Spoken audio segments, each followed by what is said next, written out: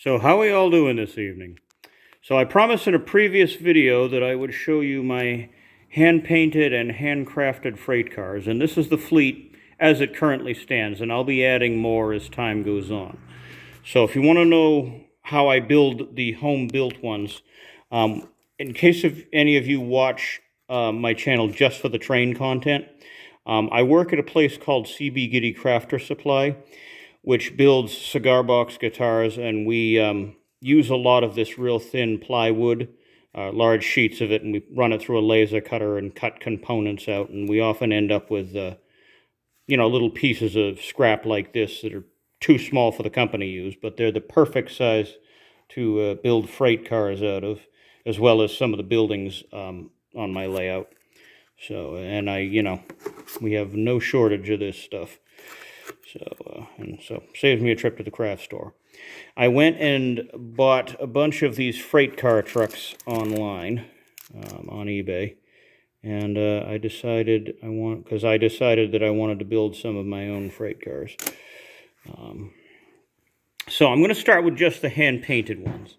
And this Baltimore and Ohio hopper, all hand-lettered, and that's modeled after a prototype.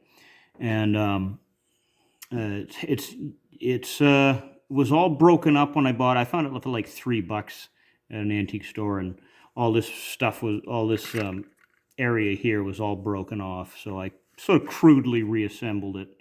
It doesn't look 100%, but anyway, of course these freight cars were often had the crap beaten out of them in real life. So anyway, yeah. But I hand-lettered that. And in case you're wondering how I did it, I took a piece of wood, filed it in real fine point, and stuck it into acrylic paint, and just hand drew it on. It was rather delicate work, but and of course if anything went on too thickly, I'd sort of touch it up with a Sharpie. And yeah, so that's how I did that. And then next is this Chicago and Northwestern gondola, and this was one of those standard blank blue ones, undecorated. You get them for $3 at any. I think I found this at an antique shop, but at train stores. Train stores or train shows. They're you get them for less than $5 generally. And this too is modeled after a prototype, except that the prototype was a boxcar red. But I find black much easier color to work with.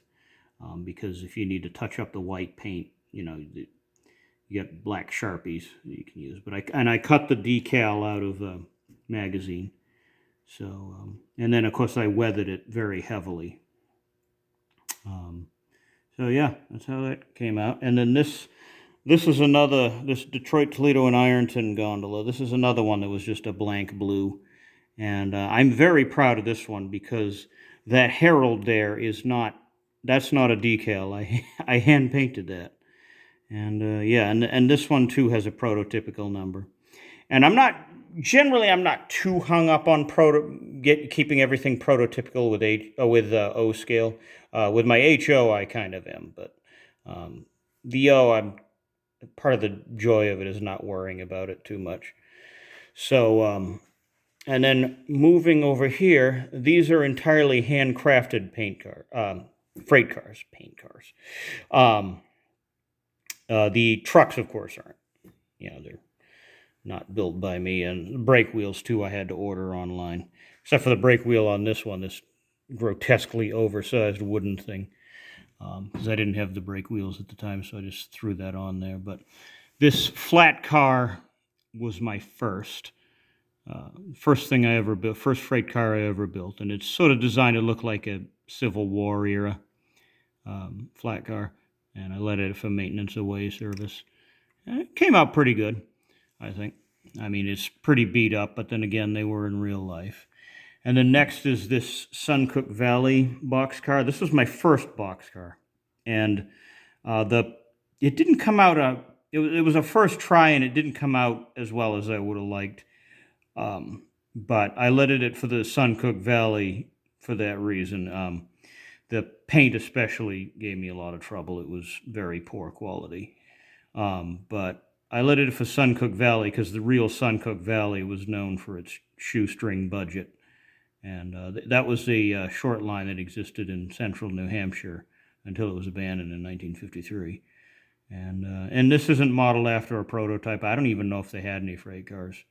But if they did, they would have looked kind of crude like this. So, and I'll show you, there's the end detailing. It's a bit in the shade there, so it's a little difficult to see. But anyway, next in line is this Maine Central wood chip car. And again, this was this was my my third freight car that I built. It was the only wood chip car I built. And I'm not sure about this yellow paint. It was very easy lettering because all you needed was a Sharpie, but I'm not sure if I like the yellow. I may repaint it in the future. But again, not based on a prototype. And then last but not least, in fact, this is the one I was most proud of, is this Aroostook Valley boxcar. And this one came out a lot better than the Suncook Valley boxcar. The paint, this tan paint went on a lot better than the yellow stuff. And the Aroostook Valley, that was a short line in my home state of Maine, way up in the north. And it used to haul potatoes, just go through the potato fields and collect them, I guess.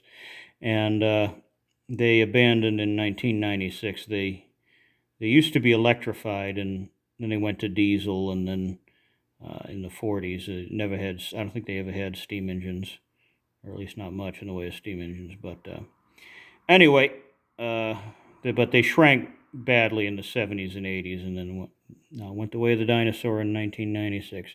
But I have a real soft spot for short lines, and so I decided to pay some homage to them. Anyway, that's my fleet, and I'm going to be adding more as time goes on. So anyway, I'll talk to you guys soon. Have a good one. Bye.